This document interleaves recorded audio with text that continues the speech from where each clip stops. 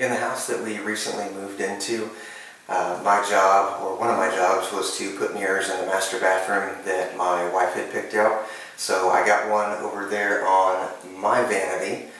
However, now it's time to put one on my wife's vanity. Okay? The only problem with that, and the reason it's taken so long to do that, is because there's an outlet over here in the wall that I've got to get rid of, because the frame on that mirror, which is the exact same one that's going over here, the frame is too big, so that way we'd have to cut the frame in order to even get the outlet to be able to stick through, and then we'd also have to cut some of the mirror as well. So I'm not really interested in doing that, because that would definitely take away from the effect of the mirror. So this is kind of like a three-step process that I had to do. One of the first steps is my wife needs an outlet over here for the hairdryer, the straightener, all that stuff. So I can't just completely delete or cap this one up. So what I did is, right over here, we used to have these two regular standard switches that controlled our vanities and then the shower light. What I did is I changed the switches to be switches and outlets. So we've got the switch right there, and we've also got some outlets underneath that will be able to handle the blow dryer when she needs it. So there was one part of it. The second part of it that we're going to do today is cap up that outlet. So just pretty much connect some wires together so that way the other outlets in the bathroom can still have power, even though that one's not there. And then the third thing is I'm going to hang the mirror.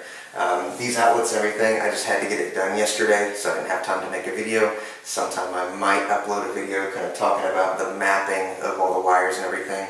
I'm not at all an electrician, but I do have some kind of basic knowledge, and I've got a buddy that's an electrician, and my dad's got a good amount of electricity knowledge as well. So I've got some people to fall back on to kind of guide me through the process. So come along, and we're going to go ahead and cap up this outlet, take it away, and then hang up the mirror. First thing to do before we mess with any power and everything back here, pull anything out, we don't want to get shocked. So I'm going to do a couple power checks right here. First thing is there's this little current tester. You hit the button, and then if we move over to the outlet, there's no humming, the light is not lit up, so that means we got no power. If it did have power, this thing would be humming like crazy. I also have this, this outlet tester, so I'm going to plug this guy in and make sure we don't have any juice. And nothing has lit up, so we are good to go. First thing, unscrew the screws on the top and the bottom.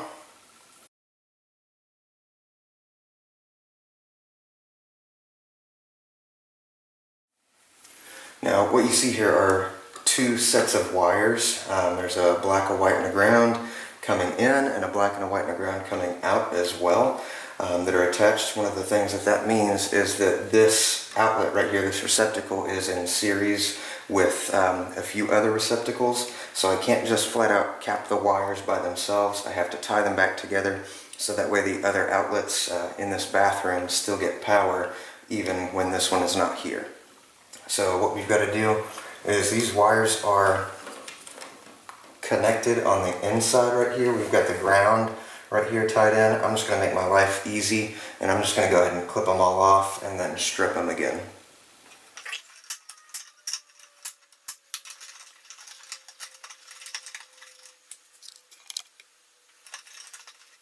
Alright, here's what we're looking at. We've got a black and a white over here, and a black and a white over here. We got the grounds, they're already twisted together. Not sure if you can see that or not. They're already twisted together. So we should be good without capping those guys since they're already tied together. What I'm going to do though is I'm going to go ahead and just cut off the end of this ground and get that extra wire out of there. Alright, so now we've got to strip the black and the white, strip the black and the white, and then go ahead and cap them together.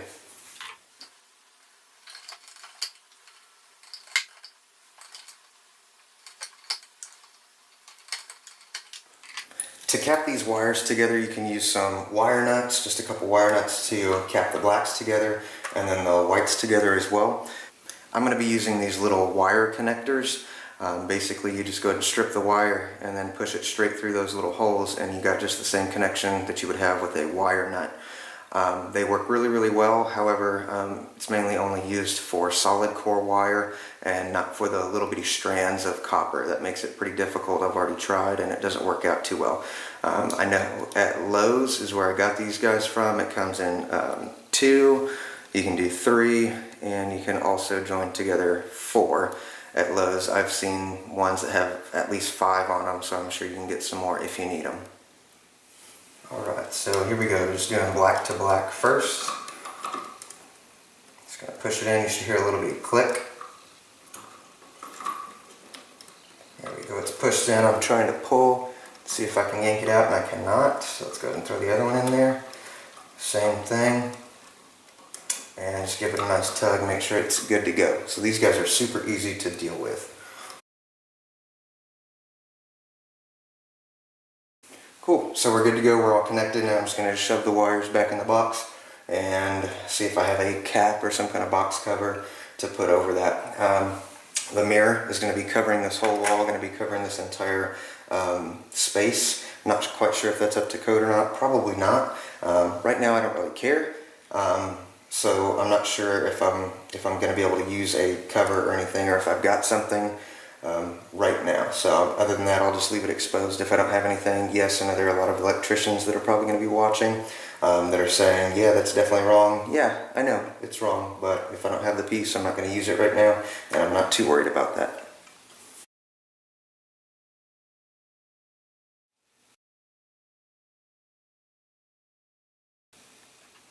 As you can tell, this is a beast of a mirror. It's really, really tall, really, really wide. I hung this one by myself, got it up on the counter and everything. One of the things though that maybe you might notice right now is those light fixtures are hanging just over the top of that mirror. And I realized that as I put the mirror up on the counter the first time. So what I'm going to do over here on this other vanity is I'm going to go ahead and pull all 5 of those lights out, all 5 of the glass pieces, whatever they're called. I'm going to pull those out before I start measuring and drilling holes for the mirror. I just took some measurements of the mirror and the ledge that the mirror is going to be just over. The mirror is 61¼ inches wide and the ledge is 64½ inches wide.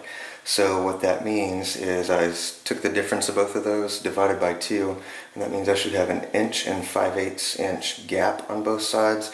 Pretty much what that means is I should see about 1 inch and 5/8 of ledge on the left and the right of that mirror when I'm done hanging it. Another measurement that I took was the hook to hook width on the mirror. The mirror is 61¼ wide, but those hooks are not right at the edge. They're actually right at 60 inches apart, left to right.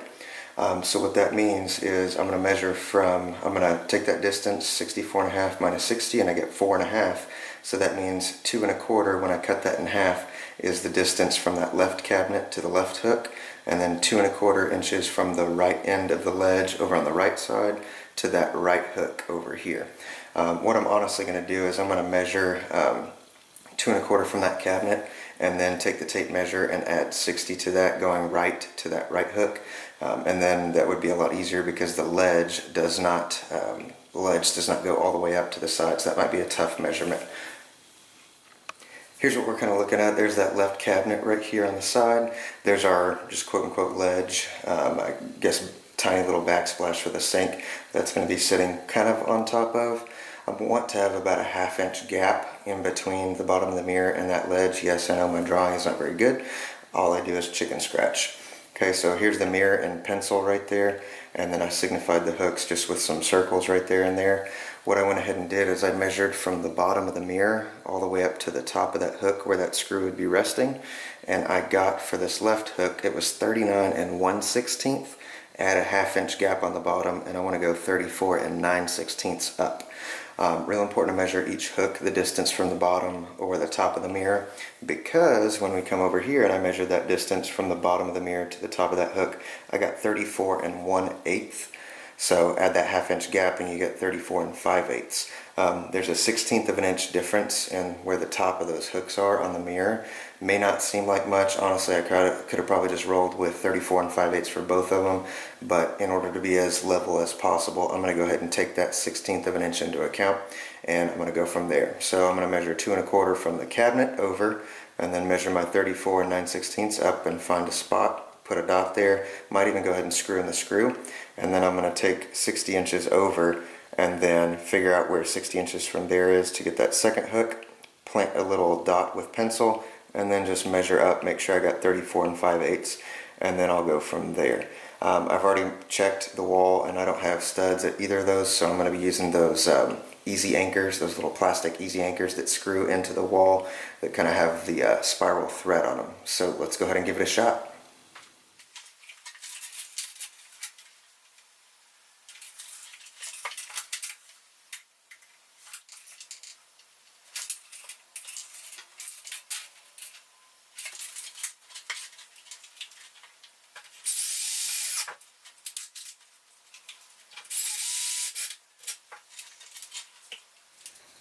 The tricky part of this is when I put my tape measure on the screw to go ahead and measure 60 inches across. That little hook right there is going to hook onto the head of the screw, but there's going to be a little bit of overhang. This piece is going to be pulled to the left of center. And I figured that out. I know it's kind of hard for you to see right now, but with that hooked on there, it's pulled over about an 1/8 inch to the left. So I'm going to make sure when I do my 60 across to the right, I'm going to do 60 and 1/8 inch to account for that 1/8 inch of overhang right here.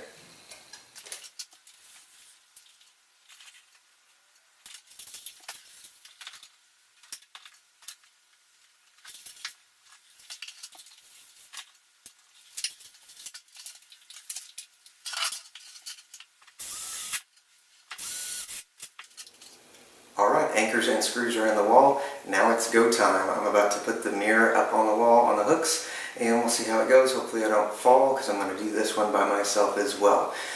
2 hooks on the left and the right. I'm just going to get it up on the counter first, get up on the counter with it, get it up on the ledge, and then try to hook the hooks in from there. Thank goodness it's only just a 1/2 inch lift that I really have to do from that ledge up to the hooks, so it should be pretty stable, hopefully from there. I probably wouldn't try this by yourself unless you're 100% confident that you're not going to break the mirror, so I'm pretty dang confident that I'm not going to break the mirror. Mirror weighs about 45 pounds, which may not seem like much, but when it's 5 feet wide and 3.5, almost 4 feet tall, that's pretty big. So let's see how it goes.